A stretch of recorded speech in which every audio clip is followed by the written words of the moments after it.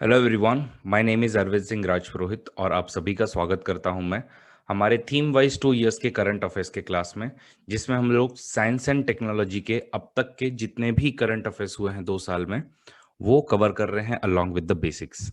Because UPSC जो है वो आपसे बेसिकली 2-3 साल के तो साइंस एंड टेक पूछती ही पूछती है। जब भी हम लोग अगर देखें थोड़ा सा, अगर प्रीवियस ईयर्स के क्वेश्चंस देखें तो आपको ऐसा समझ में आएगा कि यूपीएससी ने अभी तक जो भी क्वेश्चंस पूछे हुए हैं वो आपके 2-3 साल के ही लग के जो है वो पूछे हुए हैं। तो उसी एंगल से हम लोग जो है वो अपना करंट अफेयर्स थोड़ा सा कवर कर रहे हैं। तो चलिए शुरुआत करते हैं आज के लेक्चर में, जिसमें हम लोग शुरुआत करेंगे हम लोग इसरो से। तो पीछे के लेक्चर में हम लोगों ने टाइप्स ऑफ सैटेलाइट्स क्या है, टाइप्स ऑफ ऑर्बिट्स वगैरह क्या है, कौन से ऑर्बिट में कौन कौन सी सैटेलाइट हम लोगों ने रखी हुई है वगैरह वगैरह, ये सब एकदम हमने डिटेल में देखा हुआ था। इस लेक्चर में हम लोग इसरो के बारे में देखेंगे और ऐसे ही अलग अलग जो स्पेस मिशंस जो लॉन्च हुए हैं अब तक, तो उनके बारे में पूरी पूरी इंफॉर्मेशन लेने की कोशिश करेंगे। तो ISRO, first of all ISRO stands for Indian space research organisation. ठीक है, 1962 में इसको इस्टेब्लिश किया गया था एज इंकोस्पार। तो ये पहले एज अ कमिटी जो है वो बनी हुई थी कि Indian national committee for space research, as a INCOSPAR 1962 में इस्टेब्लिश हुआ था, obviously with the help of Vikram Sarabhai. बाद में इसको रिफॉर्म कर दिया गया और थोड़ा सा इसको नया जो है वो पूरा पूरा नाम दिया गया, और तब से ये अब एक इंडिपेंडेंट इंस्टीट्यूशन के तौर पे काम कर रहा है। That is ISRO, that is Indian space research organisation, 1969 से। विजन क्या है? विजन है कि भाई हार्नेस करो स्पेस टेक्नोलॉजी को for national development while pursuing the space science research and also ये आपका जो प्लानिटरी एक्सप्लोरेशन वगैरह है उसको करो। सबसे पहली जो हम लोगों ने जो सैटेलाइट बनाई हुई थी उसका नाम है आर्यभट्ट। तो आर्यभट्ट जो है वो हमारी सबसे पहली सैटेलाइट रहा करती थी, 1975 में हमने बनाई थी। लेकिन इसमें एक चीज जानने लायक ये है कि आर्यभट्ट जो है वो सोवियत यूनियन के लॉन्च व्हीकल से भेजी गई थी। तो देखो, सैटेलाइट बनाना और उसको लॉन्च करना दो अलग अलग चीज है। भाई सैटेलाइट आपने बना तो दी, लेकिन आपको इसको लेके जाने के लिए लॉन्च व्हीकल भी तो चाहिए ना। तो ये लॉन्च व्हीकल जो है वो हम लोगों ने पहली बार अपना 1980s में रोहिणी, तो रोहिणी नाम से हमारा Rohini became the first satellite to be placed in the orbit in Indian made launch vehicle, that is SLV-3। तो हमारा लॉन्च व्हीकल जो है जो हमने खुद ने बनाया जिसमें हम लोगों ने लॉन्च किया उसका नाम था रोहिणी। उसके बाद में ऐसे ही आज इसरो जो है वो लगभग 101 स्पेसक्राफ्ट से भी ज्यादा मिशन, 72 से भी ज्यादा लॉन्च मिशन, 9 से भी ज्यादा अब तक के स्टूडेंट के सैटेलाइट, 2 से भी ज्यादा री एंट्री के मिशंस और 269 से भी ज्यादा ऑफ 32 कंट्रीज हम लोग फॉरेन सैटेलाइट को प्लेस कर चुके हैं अब तक अलग अलग ऑर्बिट्स में। तो ये इसरो का एक थोड़ा सा बेसिक्स है। अब भी पिछले साल को, मतलब पिछले के पिछले साल, अब हम लोग ऐसा बोलेंगे 1969 में इसको 50 साल भी हुए थे, तो ऐसा कुछ एक्सपेक्टेड था कि भाई इस पे कोई क्वेश्चंस वगैरह आए। बट एनीवेज अभी तो कोई आया नहीं है। इसका हेडक्वार्टर जो है वो बैंगलोर में है, ध्यान रखिएगा। बाकी इसके अलग अलग जो है वो स्पेस पोर्ट्स हैं, सतीश धवन एक है आपका, उसके बाद में विक्रम साराभाई जो है वो आपका केरला में है, और ये आपका श्रीहरिकोटा आंध्र प्रदेश में है। ठीक है, और इसकी जो पेरेंट ऑर्गेनाइजेशन है उसका नाम है डिपार्टमेंट ऑफ स्पेस। तो अगर थोड़ा सा इसका ऑर्गेनाइजेशनल स्ट्रक्चर अगर हम लोग देखें तो आपको कुछ ऐसा स्ट्रक्चर इसका दिखाई देगा, जिसमें प्राइम मिनिस्टर जो है वो हेड करता है डिपार्टमेंट ऑफ स्पेस को, और डिपार्टमेंट ऑफ स्पेस के अंडर में तुम्हारा जो एक ऑर्गेनाइजेशन है उसका नाम है इसरो, और डिपार्टमेंट ऑफ स्पेस के अंदर में ही इनका एक कमर्शियल आर्म है, और वो कमर्शियल आर्म का नाम जो है वो अंतरिक्ष है। अभी रिसेंट डेज में एक और न्यूज जो चल रही है वो है कि अभी एक इन स्पेस नाम की ऑर्गेनाइजेशन जो है बनाई हुई है। किसी ने पढ़ा है इन स्पेस के बारे में? What is in space? Right me in the chat box, कुछ पढ़ा है इन स्पेस के बारे में? ये अभी रिसेंट में बनी हुई है और करंट अफेयर्स के न्यूज में, न्यूज के अपने रडार में भी आती है। तो इन स्पेस जो है वो अपने कंट्री में, ओके, बिकॉज अब तक जितना भी तुम्हारे स्पेस मिशंस थे वो सारे के सारे गवर्नमेंट कंट्रोल हुआ करते थे या फिर पब्लिकली फंडेड हुआ करते थे। लेकिन अब हम लोग प्राइवेट प्लेयर्स जो है उनको भी थोड़ा सा बूस्ट देना चाहते हैं कि आप लोग आइए और स्पेस सेक्टर में इन्वेस्ट कीजिए और अपना अपना जो है वो दमखम दिखाइए। जैसे स्पेसएक्स की अगर हम बात करें तो स्पेसएक्स जो है वो एकदम पूरा का पूरा नासा को एकदम अच्छे से कॉम्प्लीमेंट कर रहा है।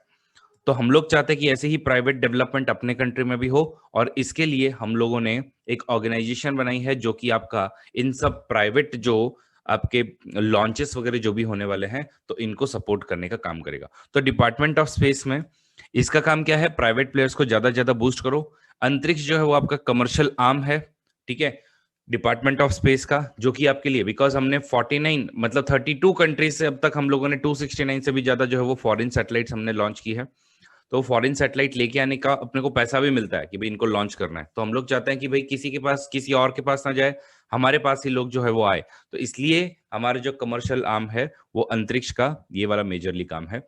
बाकी इसरो ये हमारा मेन ऑर्गेनाइजेशन है, ठीक है। बाकी तो देखो इन सब को पढ़ने की जरूरत नहीं है, ना ही दिमाग में रखने की जरूरत है। आई होप प्राइम मिनिस्टर जो है वो डिपार्टमेंट ऑफ स्पेस में, उसके अलावा तुम्हारा इन स्पेस, इसरो और अंतरिक्ष सबको क्लियर हुआ है। अगर हुआ है तो आप लोग कमेंट बॉक्स में बताइए यस फास्ट।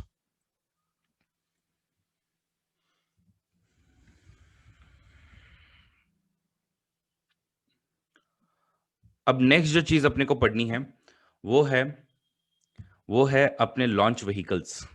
बिकॉज जब भी इसरो की बात आएगी तो नो डाउट सैटेलाइट तो हमारे हम लोगों ने मल्टीपल देखे ही देखे हैं, बट उससे भी जो इंपॉर्टेंट जो चीज है वो है अपने लिए लॉन्च व्हीकल्स की। लॉन्च व्हीकल्स जो है वो कौन कौन से हैं और कैसे कैसे हैं।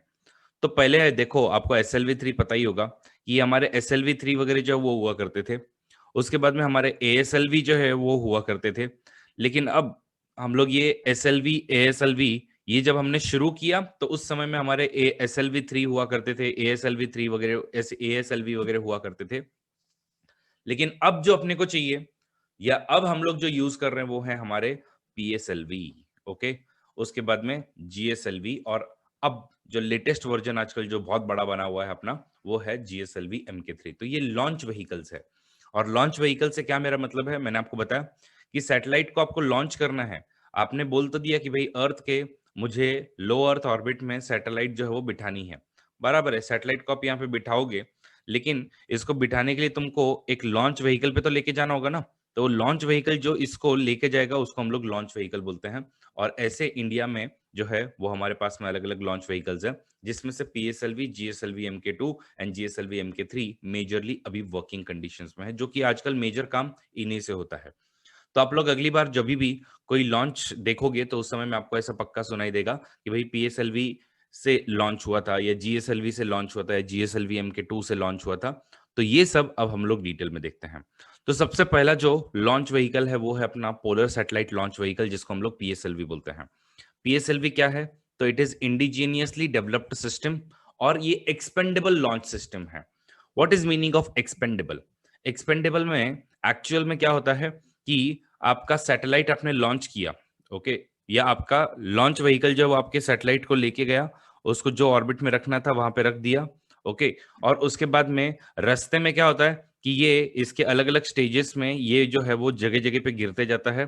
और इसका मतलब क्या हुआ कि एक सैटेलाइट को लॉन्च करने के लिए मुझे हर बार जो हो एक लॉन्च व्हीकल लगेगा।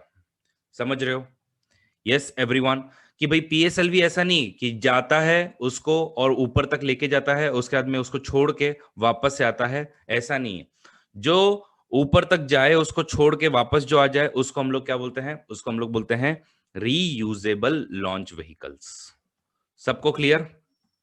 यस।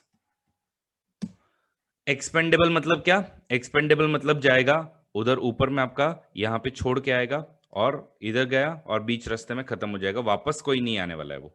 और जो वापस आ जाए उसको हम लोग बोलते हैं रीयूजेबल लॉन्च व्हीकल, ठीक है। तो ये क्या है? It is indigenously developed expendable launch system. Expendable launch system मतलब it is used only once to carry the payload in the space. PSLV GSLV दोनों भी हमारे एक्सपेंडेबल ही है। और रीयूजेबल उसके अगेंस्ट में जो होते हैं, जैसे कि अभी नासा का आजकल स्पेस एक्स शटल हो गया, या ये सब फाल्कन 9 के जो स्पेस एक्स के हो गए, या नासा के जो आजकल स्पेस शटल्स वगैरह जो है, तो ये आपके थोड़े से रीयूजेबल होते हैं। तो reusable first and expendable second stage जो है वो आपका बेसिकली होता है इसमें। मतलब पूरा का पूरा आपका रीयूजेबल नहीं होता है, लेकिन रीयूजेबल फर्स्ट स्टेज कि भाई ऊपर जाएगा, उधर तक पहुंचा दिया, फिर वापस नीचे आ जा।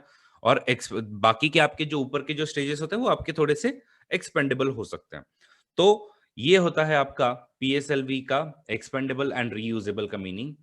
पीएसएलवी हम लोगों ने 1990 से मेजरली डेवलप जो है वो करना शुरू किया to place satellite mostly in the remote sensing या mostly remote sensing into the polar orbit या फिर नियर पोलर ऑर्बिट, जिसको हम लोग जो है वो बेसिकली सन सिंक्रोनस ऑर्बिट वगैरह बोलते हैं। आई होप सब लोगों को ये डिटेल जो वो क्लियर है, जिन्होंने मेरे प्रीवियस लेक्चर्स देखे हैं तो उसमें आप लोगों ने या प्रीवियस वीडियोस देखे हैं उसमें आपको ये पक्का क्लियर हो गया होगा। अगर नहीं देखा है तो आप सबसे रिक्वेस्ट है कि जाके पीछे के वीडियोस जो वो आप लोग देख लीजिए। तो ये आपका लियो में रखने का मेजरली काम करता है। बट क्वेश्चन मेरा ये है कि क्या पीएसएलवी सच में सिर्फ और सिर्फ आपका जो भी लियो के ही या लियो में ही लो अर्थ ऑर्बिट में ही सैटेलाइट रखता है क्या? तो answer is no. Okay, it has also been used for far far away places also. Okay, for example Chandrayaan 1 2008 का जो हम लोगों ने लॉन्च किया था, या मार्स ऑर्बिटर मिशन जो है मंगलयान जो हम लोगों ने 2014 का लॉन्च किया था, ये दोनों भी पीएसएलवी यूज करके भेजे गए थे, ना कि जीएसएलवी। ये वाली चीज जो वो नोट करने लायक है। सबको ये वाली चीज क्लियर हुई कि देखो है तो आखिर में लॉन्च व्हीकल, आप चाहो तो लियो में रखो, आप चाहो तो जियो में रखो, तो ये वाली बात जो है वो समझ के लो। लेकिन मेजरली हम लोग पोलर सैटेलाइट, पोलर मतलब आपके ये जो लियो में रखने का काम करोगे, लेकिन अगर उनको यूज करना है तो आप जियो, क्या जियो के बाहर में भी आप लोग जो है वो उसको भेज सकते हो, जैसे कि चंद्रयान 1 या फिर मंगलयान जो है उनको पीएसएलवी मिशन के थ्रू भेजा हुआ था। सबको क्लियर? तो पीएसएलवी को इसलिए हम लोग जो है वो इसरो का हॉर्स बोलते हैं कि भाई ये जो है वो इसरो का एकदम मतलब तगड़ा घोड़ा है जो कि लंबी रेस चलेगा और ना ही कभी फेल होने वाला है। तो पीएसएलवी में एकदम टेक्नोलॉजी में जैसे हम लोगों ने मास्टरी ही जो है वो कर ली है। पीएसएलवी के अगर बारे में हम लोग समझें तो पीएसएलवी जो है वो 4 स्टेज का होता है। आपके इसमें जो है वो 4 स्टेजेस होते हैं। 4 स्टेजेस मतलब क्या कि अगर आपका रॉकेट, अगर ऐसा आप लोग जो है इसका अगर लॉन्च व्हीकल अगर आप लोग देखो तो इसमें आप लोगों को 4 जो है वो फेज दिखेंगे। ये स्टेज 1, उसके बाद ये स्टेज 2, ये स्टेज 3, ये स्टेज 4 और उसके बाद में इधर में आपका पेलोड जो है वो रखा हुआ होगा कि भाई इसको आपको पहुंचाना है। तो ये स्टेजेस जो है इनका फ्यूल भी फिर अलग अलग होता है कि भाई स्टेज 1 का फ्यूल और स्टेज 3 का फ्यूल जो है वो अलग है। स्टेज 2 का फ्यूल और स्टेज 4 का फ्यूल जो है वो अलग अलग आपका होता है। ओके, तो कैसे होता है चलिए जान लेते हैं। तो ये देखो, ये इसरो से ही मैंने जो है वो फोटो लिया हुआ है। तो आप लोग देख सकते हो ये नीचे का जो है ये पूरा का पूरा, ये आपका पूरा का पूरा स्टेज 1 है। ठीक है, तो स्टेज 1 जो है उसमें आपके बेसिकली सॉलिड जो है वो फ्यूल यूज किया जाता है। ओके, आगे आपका जो है वो है स्टेज 2, और स्टेज 2 में जो है वो आप लोग यूज करते हो लिक्विड फ्यूल। तो स्टेज 2 ये देखिए ये रहा आपका, तो इसमें आपका यूज किया जाता है लिक्विड फ्यूल। स्टेज 3 जो है यहाँ वाला, तो स्टेज 3 के लिए आप लोग यूज करते हो अगेन सॉलिड फ्यूल, और स्टेज 4 जो है आपका उसके लिए आप लोग यूज करते हो अगेन लिक्विड फ्यूल। सबको ये वाली चीज क्लियर? तो अगर मैं वही वाली डायग्राम अगर वापस से बनाऊं तो आपको क्या समझ में आया कि फर्स्ट फेज जो है वो है सॉलिड, थर्ड फेज जो है वो है आपका सॉलिड, सेकेंड स्टेज जो है वो है आपका लिक्विड, और फोर्थ स्टेज जो है वो है आपका लिक्विड। तो एस एल ऐसे इसके जो वो स्टेजेस होते हैं। और ये क्या होता है टाइम टू टाइम, बिकॉज, और ये आपने स्टेजेस क्यों बनाए हैं बिकॉज मुझे बताओ, अगर आप लोग ऊपर जो है वो अपना पेलोड वगैरह लेके जा रहे हो तो बिना फालतू का ये वजन लेके जाना सही है क्या बात? ये वाला बिना फालतू का इसका जो भी आपका कैरियर का वजन होगा वो लेके जाना सही बात है क्या? नहीं ना। तो इसलिए क्या होता है जब आप लोग लॉन्च कर रहे होते हो तो एक हाइट के बाद में आपकी स्टेज 1 जो है वो पूरी पूरी यूज हो जाएगी, तो स्टेज 1 आपकी नीचे गिर जाएगी। फिर आगे जाएगा स्टेज 2 टेक ओवर करेगा, स्टेज 2 आपको यहाँ तक लेके आएगा, स्टेज 2 का जब फ्यूल खत्म हो गया स्टेज 2 नीचे गिर जाएगा। स्टेज 3 में आपको और थोड़ा बूस्ट चाहिए, स्टेज 3 आपने यूज किया, उसका भी यूज हो गया, उसके बाद फेंक दिया। स्टेज 4 में और आपको जहां पे पहुंचाना था वहां पहुंचा दिया, उसके बाद में गिर गया। और फिर आपका फाइनली जो पेलोड है वो आपका यूजली पहुंच जाता है जिस भी ऑर्बिट में आपको पहुंचाना है उस ऑर्बिट में।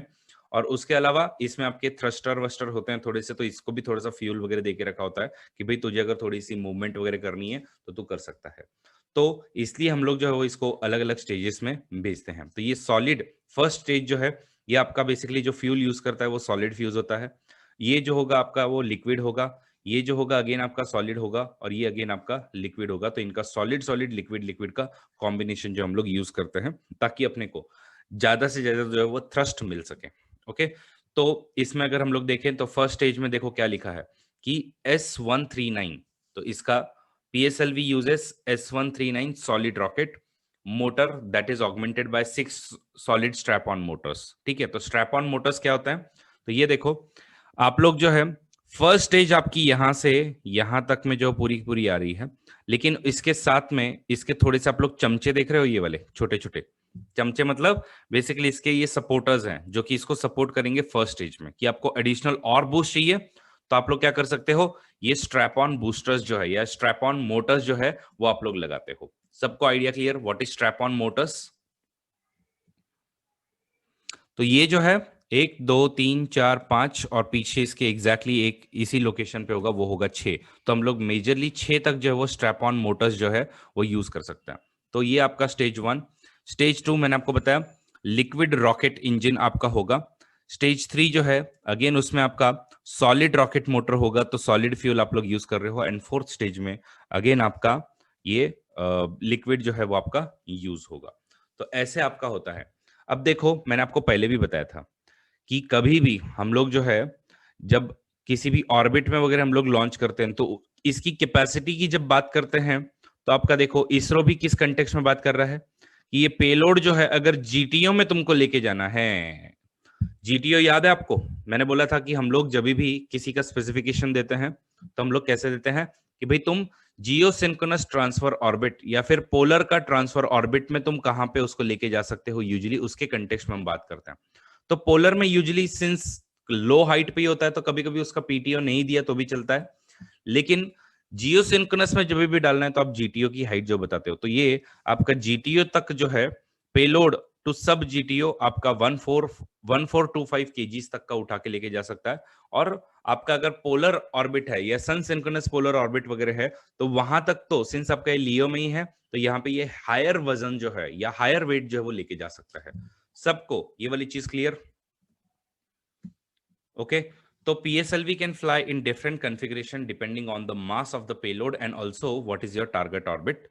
Then these configuration vary the number and type of solid boosters attached to the rocket's first stage, while 4 core stages remain same across all the configuration.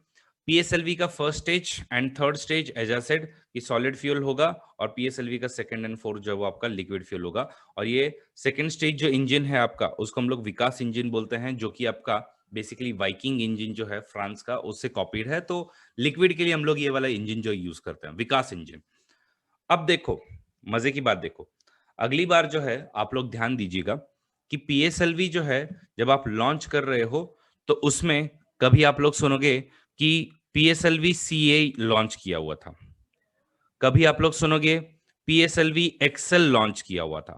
तो अब ये PSLV CA PSLV XL वगैरह क्या होते हैं कि depending upon आप ये स्ट्रैप ऑन मोटर्स कितनी यूज कर रहे हो उसके बेसिस पे हम लोग जो है इसको क्लासिफाई करते हैं। फॉर एग्जाम्पल अगर आप लोग एक भी स्ट्रैप ऑन मोटर यूज नहीं कर रहे हो तो उसको हम लोग क्या बोलेंगे, PSLV कोर अलोन। सबको क्लियर? अगर आप लोग 2 स्ट्रैप ऑन मोटर्स यूज कर रहे हो तो उसको आप बोलोगे PSLV DL, मतलब ड्यूअल आप लोगों का जो स्ट्रैप ऑन मोटर्स यूज कर रहे हो। PSLV QL मतलब क्या है? PSLV QL मतलब आप लोगों का आपने 4 जो है वो स्ट्रैप ऑन मोटर्स यूज किए हैं। एंड PSLV XL मतलब आप लोगों ने 6 जो है वो मोटर्स यूज किए हैं। सबको ये वाला डिटेल क्लियर हुआ कि भाई PSLV C क्या होता है, PSLV DL क्या होता है, QL क्या होता है और PSLV XL क्या होता है?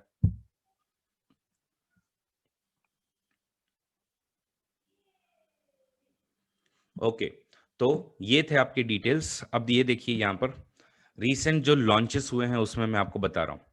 तो व्हीकल का नाम दिया होता है कि PSLV C50। तो एक्चुअली बिकॉज ये एक्सपेंडेबल व्हीकल होते हैं तो हर एक को आप नाम देते रहते हो कि भाई 44 45 46 47 48 49 50। ठीक है, तो ये आपका व्हीकल का नाम है। उसके बाद में ये टाइप कैसा था? तो PSLV XL था जिसने CMS-01 नाम का जो पेलोड है उसको इसने आपके ऑर्बिट में जो है वो प्लेस किया होगा। ये December 17 2020 को रीसेंट आपका लॉन्च था। वैसे ही ये PSLV C49 जो है वो DL था। कितने मोटर्स यूज किए होंगे इसने? कमेंट बॉक्स में बताइए जरा। नवंबर 7 को जब उसने EOS-01 नाम की सैटेलाइट को लॉन्च किया तो कितने उसने यूज किए होंगे? सिमिलरली C48 जो है जिसने रिसैट तो रिसोर्स सैट की जो सैटेलाइट है अपनी उसको जब लॉन्च किया तो उसमें QL था। कितने स्ट्रैप ऑन मोटर्स यूज किए होंगे? 4। एंड वैसा ही आपका ये PSLV XL लिखा हुआ है जो कि SSPO में आपका भेज रहा था सन सिंक्रोनस में, तो वजन ज्यादा होगा इसलिए। तो कार्टोसैट 3 को उसने रखा था, कितने यूज किए होंगे? ओके। और कोर अलोन में कितने यूज हुए होंगे यहाँ पर जब PSLV का 6C46 का जो मिशन था? 0। Very good. आई होप ये वाली चीज जो है वो सबको क्लियर हुई है। ओके, तो अब चलिए शुरुआत करते हैं जियो सिंक्रोनस सैटेलाइट से। बट उससे पहले एक 2 मिनट मुझे दीजिए, मैं जरा 2 मिनट में आया।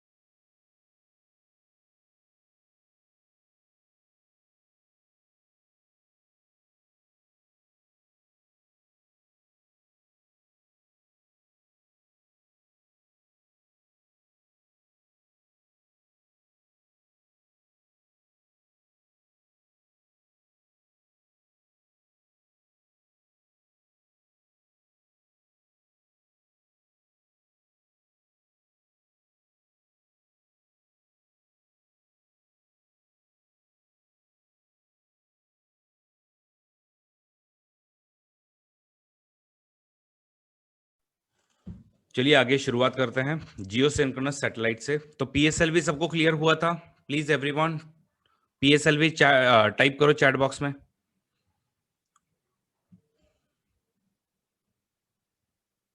Okay good. अब हम लोग जो है वो थोड़ा सा GSLV को समझ लेते हैं कि GSLV क्या है। तो GSLV geosynchronous satellite launch vehicle जो है उसमें क्या होता है आपका? तो again it is also an expendable launch vehicle system. मतलब क्या कि ये आपका खर्च हो जाने वाला है, आपका खत्म हो जाने वाला है, तो यूज होगा और उसके बाद में वापस आप लोग रीयूज नहीं कर पाओगे उसको, दूसरा आपको लेके आना होगा। तो GSLV project was initiated to launch geosynchronous satellite usually. तो जियोसिंक्रोनस ऑर्बिट सिंस आपका थोड़ा सा ऊपर होता है, 35,786 किलोमीटर के हाइट पे होता है, तो इसके लिए अपने को ये वाली जो है वो चीजें लगती हैं। तो GSLV जो है इसमें इसका थोड़ा सा सिस्टम जो है वो थोड़ा सा बहुत ही अलग है। ये आपका 3 स्टेज रॉकेट सिस्टम है।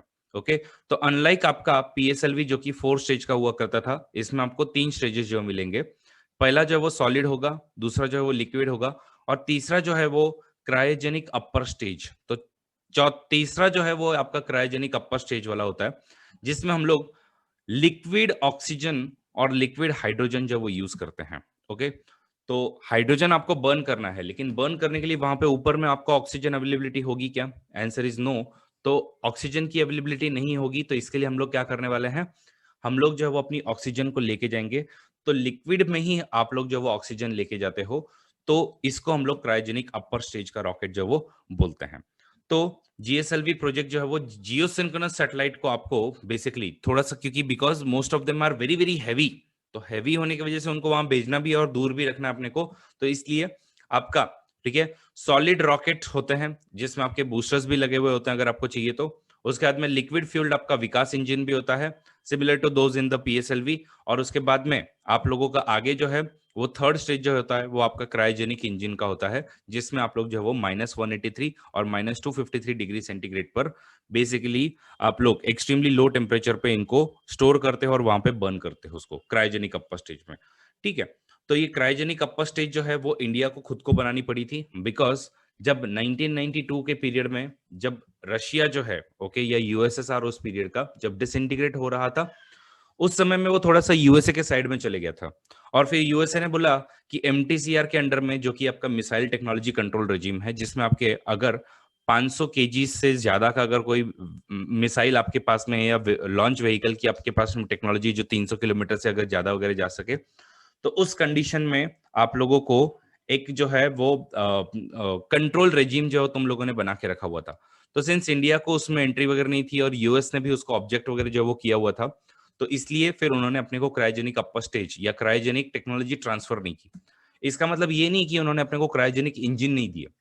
देखो, जब जब अपने को क्रायोजेनिक इंजन चाहिए होते थे तो उसने क्रायोजेनिक इंजन अपने को दे दिया कि ये ले भाई तुम्हारा क्रायोजेनिक इंजन मैं तुमको देता हूं। तो क्रायोजेनिक अपर स्टेज का इंजन उन्होंने दे दिया, लेकिन इसकी टेक्नोलॉजी कभी भी उन्होंने अपने को ट्रांसफर नहीं करके दी। तो अपने को टेक्नोलॉजी क्या करना पड़ा, पूरी की पूरी इंडिजीनियसली बना के देनी पड़ी, या पूरी की पूरी इंडिजीनियसली बनानी पड़ी। इसीलिए आप लोग जो है वो एक्चुअली सुनोगे जीएसएलवी MK1। ओके, तो जीएसएलवी MK1 जो है, तो जीएसएलवी MK1 में आप लोग रशियन जो क्रायोजेनिक अपर स्टेज है या रशियन आपका ये पूरा पूरा इंजन जो है वो आया करता था, हम लोगों ने इंडिजीनियसली नहीं बनाया हुआ था। जब आपने MK2 सुनोगे तो MK2 में होगा कि जीएसएलवी में आपने क्या किया है, तो वहां पर आप लोगों ने इंडियन जो है वो या इंडिजीनियसली मेड आप लोगों ने क्रायोजेनिक अपर स्टेज यूज किया हुआ है। और इसी का और भी जो बेटर वर्जन होगा वो होगा आपका कि भाई ये सब चीजें इवॉल्व होते रहती हैं, तो वो है आपका जीएसएलवी MK3। तो आजकल जो हम लोग जिस चीज को यूज करते हैं वो है जीएसएलवी MK3। सबको ये वाली चीज clear, what is GSLV MK1, GSLV MK2 and GSLV MK3? ठीक है, a new agreement was signed between Russia for कि भाई जब नो टेक्नोलॉजी ट्रांसफर हो रहा है तो क्या करें अभी हम लोग। तो ये देखिए आप लोग, अगेन इसमें भी आपका ये फर्स्ट स्टेज है। ठीक है, ये वाला आपका फर्स्ट स्टेज, सॉरी ये रहा आपका फर्स्ट स्टेज। फर्स्ट स्टेज के साइड में आप लोग अगर चाहो तो स्ट्रैप ऑन मोटर्स वगैरह अगर आपको लगानी तो लगा सकते हो, स्ट्रैप ऑन मोटर्स जितनी भी लगानी है। तो फर्स्ट स्टेज में आप लोगों का सॉलिड रॉकेट जो है वो आपका यूज होता है।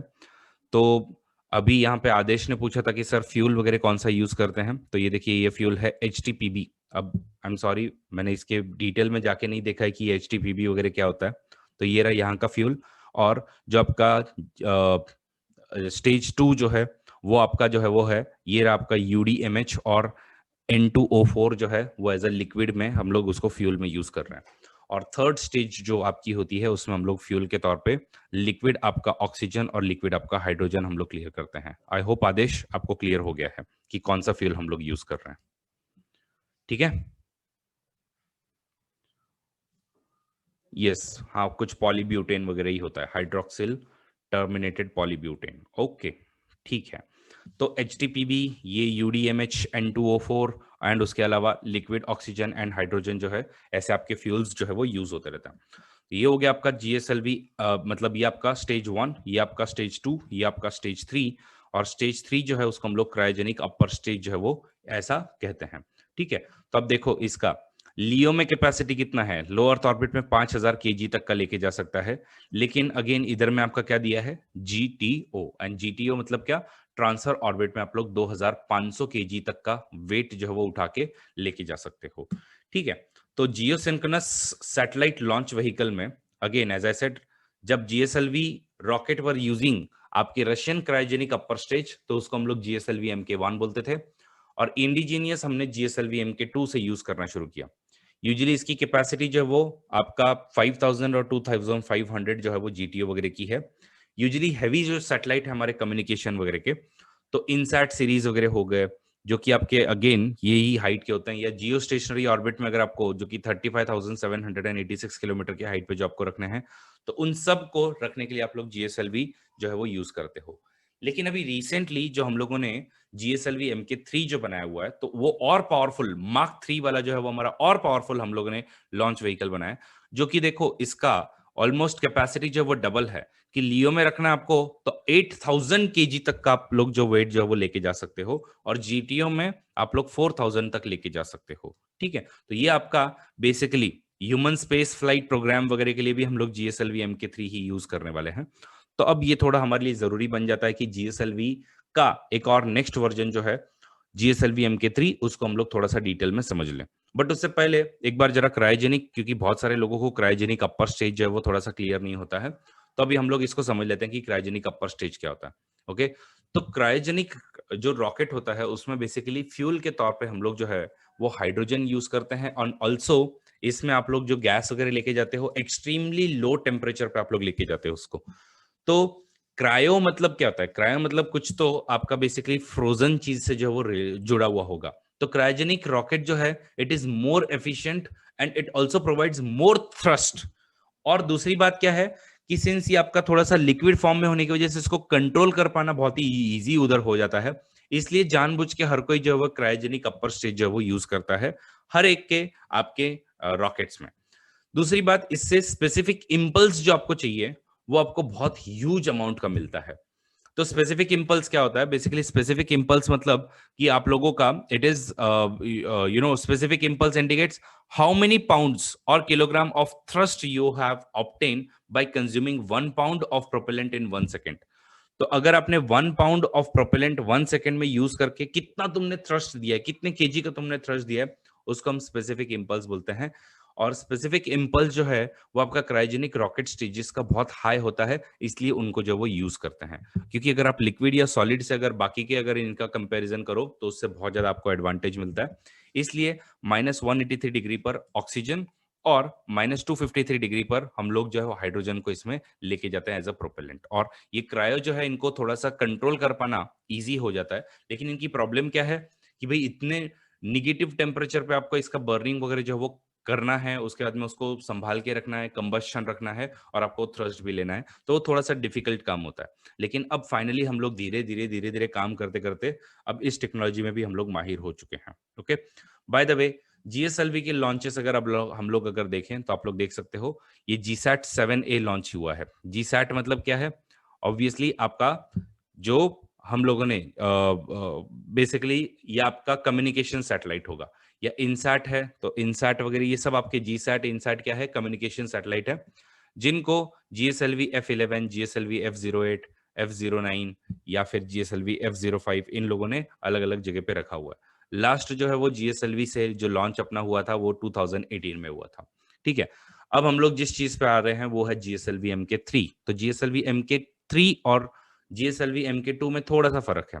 ये देखो, क्योंकि इसका आप लोग जो यहाँ पे देख सकते हो कि यूजुअली इसके जो स्ट्रैप ऑन मोटर्स हैं वो थोड़े से छोटे भी है, बराबर है। या फिर आप लोगों ने यहाँ पे भी देखा होगा ये वाली इमेज में कि GSLV MK2 जो है उसमें आपकी स्ट्रैप ऑन मोटर्स वगैरह जो है वो एकदम छोटे छोटे तुमने लगा के रखे हुए हैं। लेकिन इसके जो स्ट्रैप ऑन मोटर जो होते हैं वो काफी बड़े बड़े हैं, आप लोग देख ही सकते हो। ये इसके जो सॉलिड जो तुम यूज करने वाले हो। और बाकी आपका इसमें भी 3 स्टेजेस जो होंगी कि आपका नीचे जो है वो सॉलिड, उसके बाद में आपका इधर में लिक्विड, और ऊपर का जो होगा वो क्रायोजेनिक अपर स्टेज होगा। तो ये सॉलिड बूस्टर जो इसके काफी बड़े होने की वजह से इसको थोड़ा सा हायर जो है वो वेट मिल जाता है, इसीलिए और ऊंचाई तक जो है और ज्यादा वजन आप लोग जो वो लेके जा पाते हो। तो यही फायदा है GSLV MK3 का। इनफैक्ट GSLV MK3 जो है, जो हम लोग आगे प्लान कर रहे हैं गगनयान मिशन, तो गगनयान मिशन में हम लोग क्या करने वाले हैं? गगनयान मिशन में हम लोग एक्चुअली हमारे कुछ इंडियन जो एस्ट्रोनॉट्स हैं उनको हम लोग इंटरनेशनल स्पेस स्टेशन के हाइट पर बेसिकली लेके जाएंगे, और उसके बाद में उनको वापस से भी लेके आने वाला है। तो लगभग एक 400 किलोमीटर की हाइट पे लेके जाएंगे, उनका टेस्टिंग वेस्टिंग करके उनका री एंट्री करवाएंगे। तो इसलिए उसकी री एंट्री के मॉड्यूल की टेस्टिंग जो है वो ऑलरेडी हम लोगों ने 2014 में कर ली थी using GSLV MK3 only. Okay, तो 2014 में ये जो आपका LVM 3X केयर, मतलब केयर क्या है? तो care is basically crew module atmospheric re entry experiment, तो उसका नाम है केयर। ओके, तो ये केयर मॉड्यूल जो है उसकी हम लोगों ने ऑलरेडी सक्सेसफुल टेस्टिंग जो है वो कर ली थी। ऐसा ही हम लोगों ने बाकी भी चीजों से हम लोगों ने डेमोन्स्ट्रेटर 1 से वगैरह डेमोन्स्ट्रेटर 2 से हम लोगों ने फाइनली सारे के सारे जो टेस्टिंग करने थे वो टेस्टिंग कर लिए हैं। अभी अच्छे खासे स्टेज में अपना ये जो वो आ चुका है। तो चंद्रयान 2 भी जो लॉन्च हुआ था वो आपका जीएसएलवी MK3 से हुआ था। तो GSLV MK3 chosen to launch the GSLV Chandrayaan 2, okay, is a 3-staged heavy lift launch vehicle जो कि इसरो का है। इसमें अगेन आपका 2 सॉलिड स्ट्रैप-ऑन्स होंगे आपके, ठीक है? ये आपके सॉलिड स्ट्रैप-ऑन्स है। उसके अलावा आप लोगों का जो सॉलिड आपका इधर में जो आपको बर्न करना है वो भी है, और कोर आपका लिक्विड बूस्टर है और क्रायोजेनिक अपर स्टेज भी है। तो बाकी सब चीजें आपकी एज इट इज है, ठीक है? तो आपके कोर स्टेजेस हैं, उसके बाद में आपके सॉलिड रॉकेट बूस्टर्स हैं, आपका क्रायोजेनिक अपर स्टेज है। तो ऐसे आप लोगों का ये तीनों चीजें जो है वो मिलके ये बना हुआ है। तो मेजरली इसमें क्या है कि आप लोग नीचे पूरा सिर्फ क्रायोजेनिक अपर स्टेज, सॉरी, नीचे आप लोग सॉलिड सिस्टम नहीं है आपका। तो इसमें क्या हो रहा है, इसमें सिर्फ ये वाला जो है इसमें आप लोग लिक्विड रख रहे हो, ये आपके सॉलिड बूस्टर साइड में 2 लगे हुए हैं, और इधर में आप लोगों का एक क्रायोजेनिक अपर स्टेज है। तो ऐसे 3 चीजें यूज करके बेसिकली ये जो है वो भेज रहा है आपका, जो भी आपको स्पेस में भेजना है, ठीक है? तो बाकी आपके S200 नाम के जो है वो सॉलिड मोटर बूस्टर जो है वो आपके यूज होते हैं, ठीक है? तो आई होप ये वाली चीजें आपको क्लियर हो गई है। चाहे वो अब यूपीएससी आपसे एलवीएम केयर के बारे में कुछ पूछे, या फिर आप लोगों के डेमोन्स्ट्रेटर के बारे में कुछ पूछे, तो हम लोग इससे एक सैटेलाइट भी ऑलरेडी लॉन्च कर चुके हैं, जो कि रख भी चुके हैं। और जो आपका चंद्रयान 2 था उसमें भी जीएसएलवी MK3 ही यूज हुआ था। तो आप लोग देख सकते हो जुलाई 2020 जुलाई 22 में हम लोगों ने बेसिकली चंद्रयान 2 को लॉन्च करने के लिए जीएसएलवी MK3, वैसे ही हम लोगों ने ये सब आपके डेमोन्स्ट्रेटर्स हैं। तो फर्स्ट डेमोन्स्ट्रेटर 2014 में आया, जिसमें आपका ये crew module atmospheric re entry का टेस्टिंग किया था। GSAT-19, GSAT-29 इनको हम लोग ऑलरेडी इसी जीएसएलवी MK3 को यूज करके भेज चुके हैं, ठीक है? तो यही फायदा है आपके जीएसएलवी MK3 का। सबको जीएसएलवी अगर क्लियर हुआ है तो चैट बॉक्स में टाइप कीजिए GSLV MK3।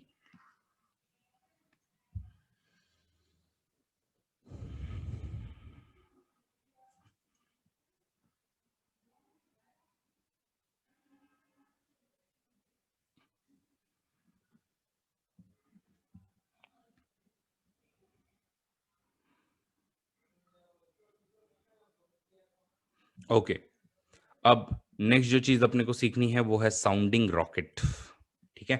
What is sounding rocket? तो याद रखिए, साउंडिंग रॉकेट जो है वो बेसिकली तुमको जब कोई टेस्टिंग वगैरह करनी हो थोड़े से अपर एटमॉस्फेयर में, तो उसके लिए हम लोग जो है जो रॉकेट यूज करते हैं। कि अब मुझे बताओ आप लोग, कि आप लोग सीधा आपको कोई टेक्नोलॉजी जो वो टेस्ट करनी है वो लोग आप सीधा लियो में या जियो में वगैरह डाल के रख दोगे क्या? यस, लियो या जियो में डाल के रख दोगे क्या? इतना एक्सपेंसिव आप लोग काम क्यों करोगे? तो आपको जो भी, ठीक है, थोड़ा सा लो एटमॉस्फेयर में ही आपको कोई चीज जो है वो टेस्टिंग वेस्टिंग करनी है, तो उसके लिए जो हम लोग चीज यूज करते हैं उसको हम लोग बेसिकली बोलते हैं साउंडिंग रॉकेट। ओके, तो साउंडिंग रॉकेट एकदम एकदम सिंपल उसका स्ट्रक्चर होता है, और यूजली ये जो है वो आपका ऐसे RH200, मतलब इसको रोहिणी भी बोलते हैं लोग। तो RH200, RH300 MK2 या फिर RH560 MK2, ये नाम के आपके जो है वो साउंडिंग रॉकेट्स होते हैं, ठीक है? तो आई होप सबको ये वाली चीज क्लियर हो गई।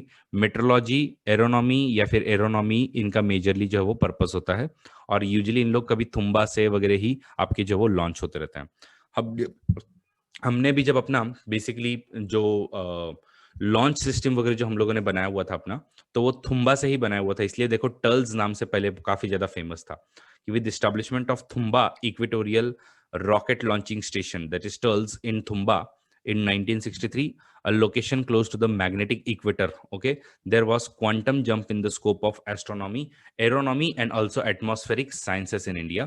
और इसके लिए जब भी आपको कुछ करना होता है तो आप लोग जो है वो क्या करते हो, साउंडिंग रॉकेट्स यूज करते हो, जो कि आपके 2 स्टेज सॉलिड प्रोपेलेंट रॉकेट होते हैं। तो याद रखना दोनों स्टेजेस जो है वो आपके कैसे होंगे, इसमें सॉलिड होंगे। Everybody clear?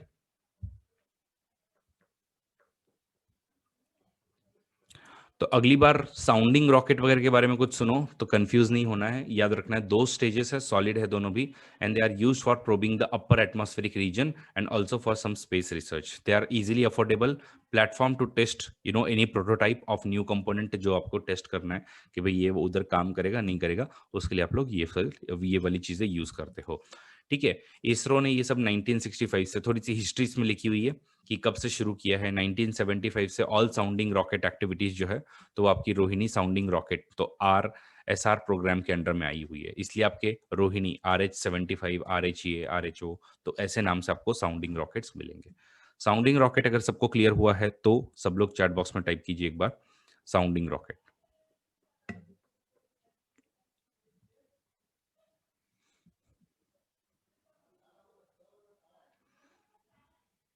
ओके, नेक्स्ट और लास्ट जो टाइप है जिसमें आपको बेसिकली इसरो का जो लॉन्च व्हीकल आपको सीखना है वो है रीयूजेबल लॉन्च व्हीकल। तो टीडी का मतलब होता है, कहीं पे भी आप लोग टीडी सुनो ना तो उसका मतलब है टेक्नोलॉजी डेमोन्स्ट्रेटर। ओके, टीडी मतलब टेक्नोलॉजी डेमोन्स्ट्रेटर, कि अभी तक पूरी टेक्नोलॉजी हमने एकदम परफेक्ट नहीं की है, लेकिन अभी तक उस पर काम चल रहा है।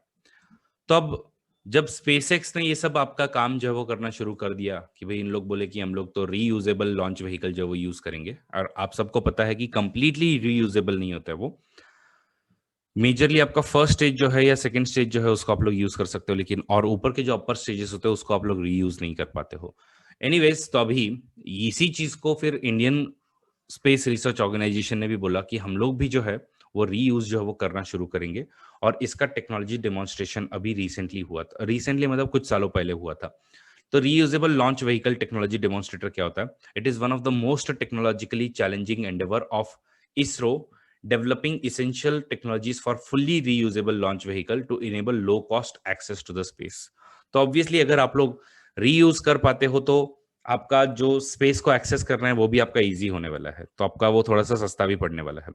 इनफैक्ट अभी यूएस में आजकल ऐसा हो रहा है कि भाई प्राइवेट सिटीजन्स को भी अब तक, क्योंकि आजकल प्राइवेट सिटीजन्स कभी स्पेस में वगैरह नहीं गए हुए हैं, तो अब उनको भी वहां तक लेके जाना और वापस नीचे लेके आने के काम जो चल रहे हैं। तो थोड़ा सा इजी करके अपने भी इंडिया में अगर ये सब चीजें थोड़ी सी प्राइवेट कंपनीज के थ्रू अगर प्रमोट की तो इंडिया में भी पॉसिबल होगा कि हम लोग जाके स्पेस में देख के आए कि भाई कैसा दिखता है सब।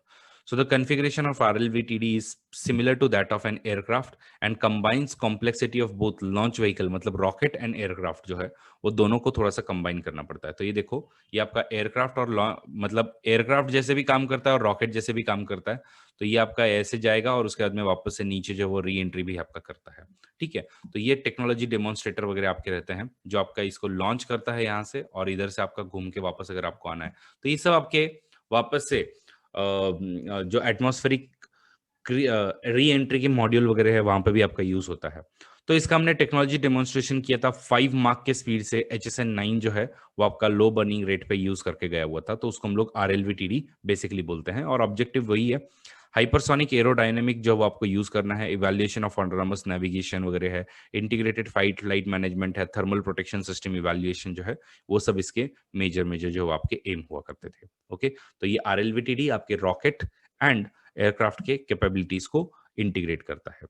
तो यहाँ पर हम लोगों ने जितने भी आपके इसरो के मेजर मेजर जो लॉन्च व्हीकल्स थे वो सारे के सारे कवर कर लिए हैं।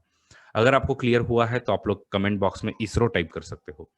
बाय द वे, एक चीज जो है मुझे जो बतानी है कि यूजुअली हम लोग जो है जब भी कोई सैटेलाइट लॉन्च करते हैं तो हम लोग जो है वो ईस्ट कोस्ट है इसका, तो ईस्ट कोस्ट से हम लोग उसको लॉन्च करते हैं और जितना हो सके इक्वेटर के पास में हम लोग लॉन्च करते हैं। रीजन उसकी यही है सिंपल, कि हर एक के जो मेजर मेजर आपके सैटेलाइट लॉन्च व्हीकल्स या स्पेस पोर्ट जो होंगे वो इक्वेटर के पास में होने की कोशिश करते हैं। कोई भी एकदम पोल पे जाने की कोशिश नहीं करता है। रीजन उसका है कि भाई सरफेस स्पीड जो है वो आपकी इक्वेटर पे बहुत ज्यादा होती है। तो ये वाला जो आपका सरफेस स्पीड यहाँ गिनोगे और यहाँ गिनोगे, तो आपकी ऑब्वियसली सरफेस स्पीड जो है वो यहाँ पे बहुत ज्यादा होती है। तो आपको एडिशनल बूस्ट जो है वो इक्वेटर के पास में मिलता है। इसलिए यूजुअली जब आपको बहुत लंबे लंबे चौड़े जो आपको सैटेलाइट जो लॉन्च करने होते हैं तो उसमें आप लोग कहाँ से यूज करते हो, उनको इक्वेटर से लॉन्च करने की कोशिश करते हो, और ईस्ट कोस्ट से आप लोग भेजते हो। ईस्ट कोस्ट से यूजुअली इसलिए भेजते हैं कि भाई ये तुम्हारे जाके सर पे ना गिरे। तुम सोचो, अगर ये वाला जो है वो इधर के ईस्ट कोस्ट से अगर आप लोग भेज रहे हो या वेस्ट कोस्ट से अगर आप लोग भेज रहे हो तो क्या होने वाला है, तो आपकी तो बैंड ही बजेगी ना, ये आपके सर पे, आपके ही आके सर पे गिरने वाला है। तो इसलिए हम लोग यूजुअली इसको ईस्ट कोस्ट से लॉन्च करते हैं। ठीक है, तो आई होप सबको ये वाली चीजें जो है कॉमन सेंसिकल चीजें हैं जो कि मुझे सिखानी थी वो सबकी क्लियर हो गई होगी। अब इसी के चलते अगर हम लोग यूपीएससी 2011 का ये वाला क्वेश्चन अगर अटेम्प्ट करने की कोशिश करें तो जरा सा दिमाग लगाइए कि क्या इसका आंसर होना चाहिए। Everybody right in the comment box जैसे ही आपका आंसर लगा के हो जाए।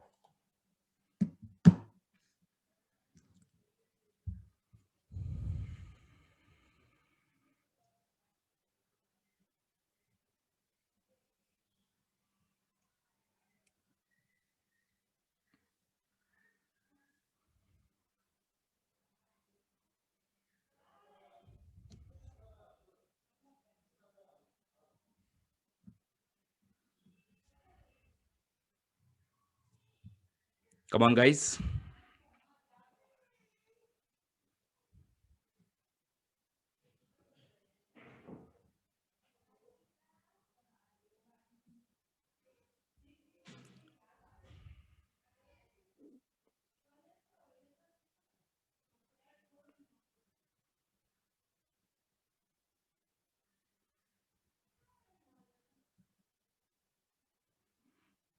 कैसे बी होगा भाई?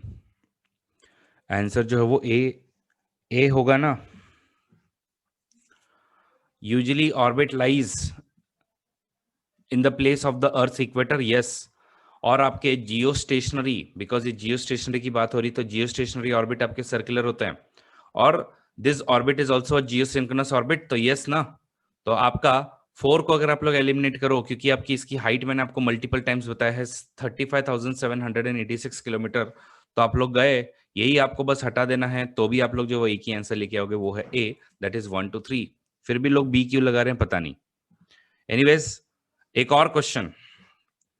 Consider about following statements of the cryogenics, बताइए जरा। सब लोग चैट बॉक्स में बताइए मुझे।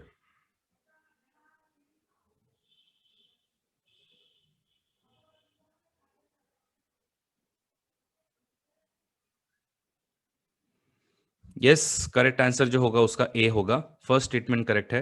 क्रायोजेनिक इंजन जो है वो आपकी हायर स्पेसिफिक इंपल्स आपको देते हैं क्या? यस। लेकिन पीएसएलवी, जीएसएलवी, साउंडिंग रॉकेट सब जो है वो क्रायोजेनिक इंजन यूज करते हैं क्या? Answer is no. Correct answer भी इसका भी होगा।